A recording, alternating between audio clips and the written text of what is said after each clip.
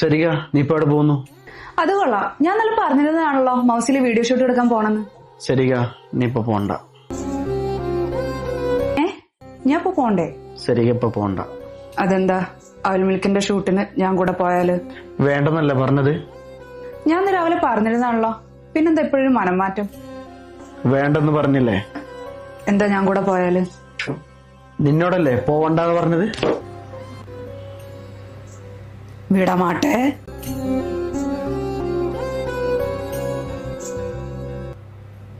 விடமாட்டே.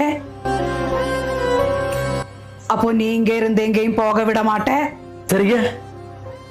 എന്താ സാർ? ഇപ്പൊ